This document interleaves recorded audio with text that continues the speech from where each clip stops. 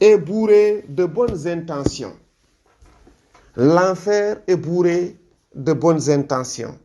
Ce qui veut dire, quand on s'en arrête tout simplement à des intentions, ce n'est pas tes intentions qui vont changer ta vie. Ce n'est pas tes rêves aussi qui vont changer ta vie. Mais ce qui véritablement va changer ta vie, ce sont les actions que vous allez mener.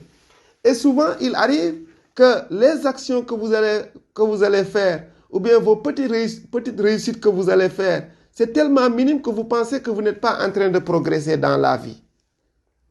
Vous faites des petites actions, vous les réussissez, vous les réalisez, n'est-ce pas? Mais votre avancement, votre progrès n'est pas sensiblement perceptible. Vous pensez même que vous n'êtes pas en train de progresser, alors qu'en réalité, vous êtes en train de progresser dans la vie. Maintenant, le problème de beaucoup de gens, c'est de penser que ces actions, ces petites réussites que vous avez, les petites actions que vous réalisez, les petits progrès que vous faites, c'est des actions qui sont inutiles. Non! Même si vous avez un petit boulot, où on ne vous paye pas beaucoup, mais quand même ça vous permet de renforcer votre expérience, n'est-ce pas? D'apprendre de nouvelles choses, de rencontrer de nouvelles personnes. Ça, c'est des expériences qu'il ne faut pas négliger, parce que les choses-là ne se résument pas à l'argent que vous gagnez dans la vie, mais c'est l'expérience que vous vous renforcez, les compétences que vous vous acquérez à nouveau. C'est ça qui compte le plus souvent. Vous pensez que cela est insignifiant.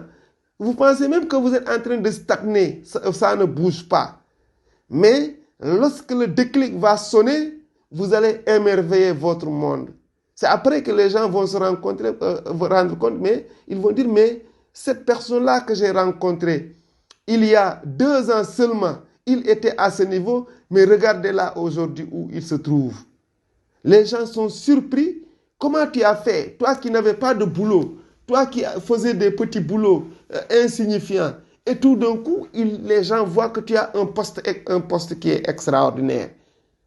Pendant tout ce temps que tu étais en train de faire de petites actions qui vont renforcer ton expérience, qui vont renforcer tes compétences relationnelles, qui vont renforcer ton intelligence émotionnelle, ce sont des actions qui étaient extrêmement importantes. Mais si vous les négligez, vous n'allez pas avancer. Vous voyez, c'est pourquoi parfois vous pensez, vous pouvez stagner pendant 10 ans et en 1 an, vous faites un déclic et vous rattrapez des gens qui vous ont devancé pendant plus de 10 ans. Mais aussi, vous pouvez faire de grands pas, n'est-ce pas? Vous pensez que tout est fini jusqu'à ce que vous négligiez des choses qui sont importantes, vous les négligez et tout d'un coup, vous tombez dénué comme on le dit. Vous allez vous rendre compte que c'est comme qui dirait que c'est une montagne, comme on le dit, un géant au pied d'argile. Un géant au pied d'argile, quand vous voyez la personne, quand vous voyez ses réalisations, c'est extraordinaire. Mais dites-vous que ça peut sombrer à tout d'un coup. Parce que la personne a réalisé ce qu'il a réalisé sans n'avoir pas suffisamment d'expérience qui lui permettent de se maintenir au sommet. Et tu vois parfois des gens qui sont allés jusqu'au sommet et retomber encore.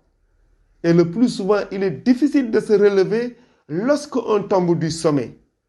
Mais les petits échecs que vous faites, vous essayez, vous échouez, vous essayez encore, vous échouez, vous progressez, vous retombez, vous vous relevez. Souvent, c'est ça qui renforce votre expérience. C'est ça qui renforce votre mental. Parce que comme vous êtes habitué à tomber et à se relever et à progresser, le fait de tomber ne vous fait plus dur, ne vous fait plus mal. De telle sorte que même si vous montez au sommet, si vous retombez, vous allez encore vous relever parce que vous êtes habitué à tomber. Mais les gens qui ne sont pas habitués à tomber, lorsqu'ils vont jusqu'au sommet, quand ils retombent, le plus souvent, c'est des chocs où ils ne se relèvent pas.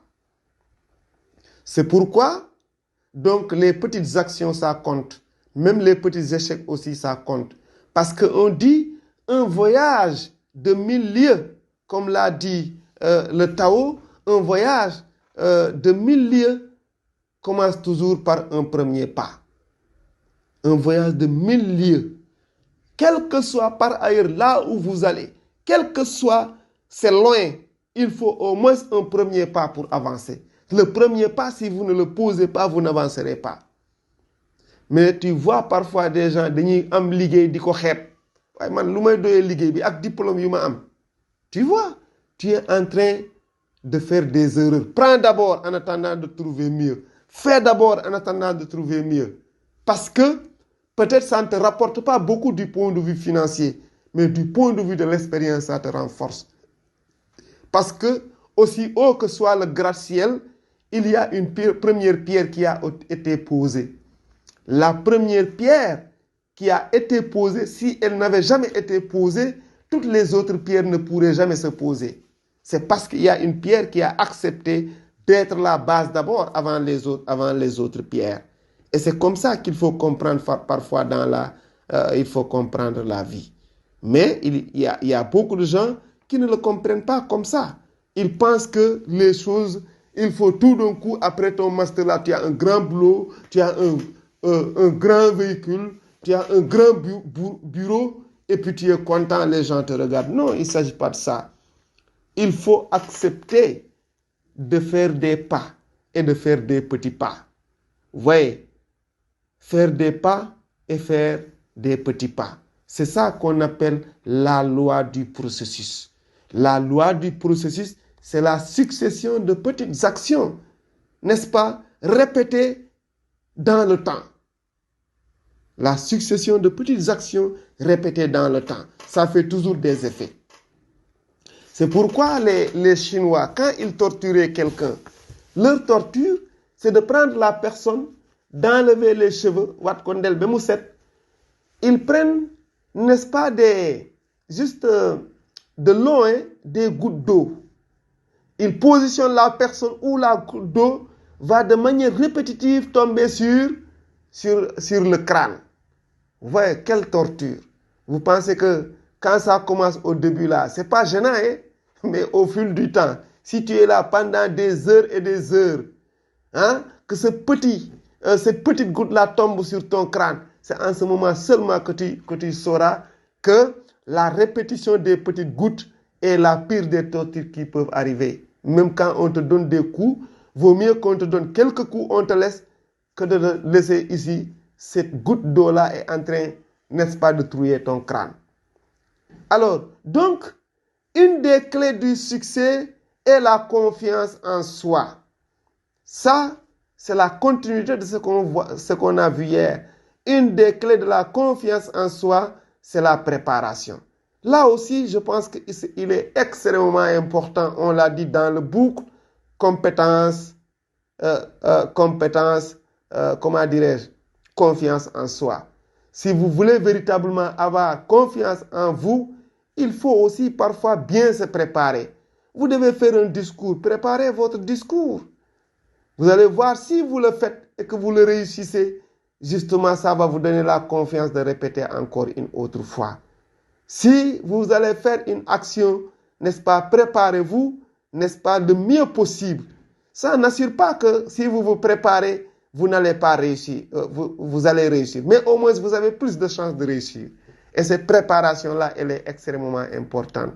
Donc, c'est ça qu'il faut comprendre ici par rapport à la confiance en soi, mais aussi par rapport aux actions qu'il faut faire. La loi du processus, c'est la répétition des actions, n'est-ce pas, qui vous permettent effectivement de réussir, et c'est important de le prendre en compte.